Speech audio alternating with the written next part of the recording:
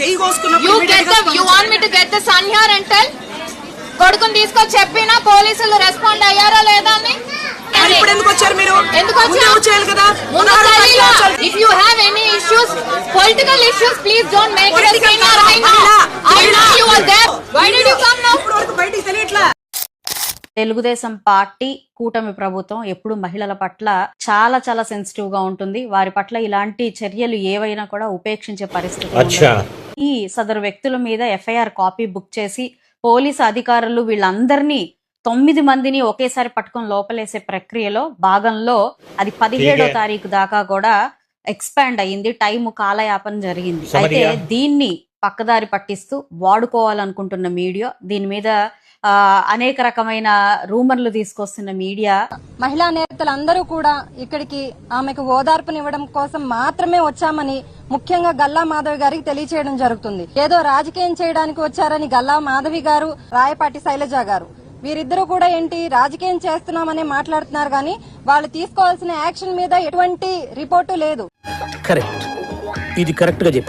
Videos అన్ని ప్రూఫ్లు గా బయటకు వచ్చిన తర్వాత మీరు యాక్షన్ తీసుకున్నారు.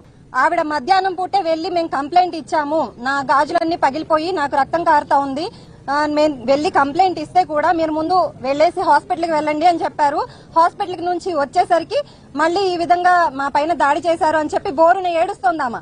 ఆమెకి నిజంగా మీరు రక్షణ కల్పించినట్లయితే ఆ రోజు ఇలాంటి దరిద్రమైన సంఘటన జరిగి ఉండేది కాదు కదా. ముందే మీరు యాక్షన్ తీసుకున్నట్లయితే ఆమెకి ఈ రోజు ఇలా వివస్త్రం చేసి అవమానం జరిగేలాగా జరిగి ఉండేది కాదు. మీరు గనక నిజంగా చిత్తశుద్ధి ఉన్నట్లయితే గనక ముందుగా ఎవరైతే ఈ ఘటనకు పాల్పడ్డారో ఆ 9 మంది వ్యక్తుల మీద కూడా ఖచ్చితంగా స్ట్రింజెంట్ యాక్షన్ తీసుకొని అప్పుడు చెప్పండి మీరు మహిళలకు మేము ఈ గవర్నమెంట్ లో ప్రత్యేకమైన రక్షణను కల్పిస్తున్నాము అని చెప్పి. ఇక్కడ ఉన్నటువంటి ఎమ్మెల్యే గారు ఆవిడ మహిళ అయ్యుండి వెంటనే 0 ఎఫ్ఐఆర్ మీరు యాక్షన్ తీసుకోవాలమ్మా మాధవి గారు. అలాంటిది 2 రోజులు జాప్యం చేసి ఇప్పుడు మహిళా కమిషన్ నుంచి శైలజ గారు వచ్చేమంటారు. ఎవరైతే ఇనీషియల్ గా అప్లోడ్ చేశారు అది కూడా యాక్చువల్లీ ఇంకో కంప్లైంట్ ఇవ్వమని చెప్పాం. ఎందుకంటే అది వాళ్ళ CCTV వాళ్ళ డ్రైవ్ లో నుంచి వచ్చింది కాబట్టి అది ఫస్ట్ బయటకెలా వచ్చింది. అది వాళ్ళు ఓన్లీ పోలీస్ స్టేషన్ లో ఇచ్చారు.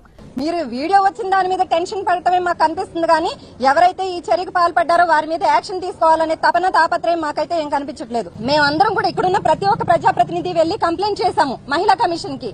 మీరు యాక్షన్ తీసుకోండి, మహిళల్ని చులకనగా చూస్తున్నారు, అవమానిస్తున్నారు, అవహేళన చేస్తున్నారు, కేవలం రాజకీయం కోసం ఇంతలా దిగజారిపోతారా అని చెప్పి మేము కంప్లైంట్ ఇచ్చాము. దాని మీద ఎలాంటి యాక్షన్ లేదు. కేవలం మేకప్ వేసుకున్నారు అనే ఒక్క మాట కోసం యాక్షన్ తీసుకుని అమర్నాథ్ గారిని మహిళా కమిషన్ చుట్టూ తిప్పుతున్నారు.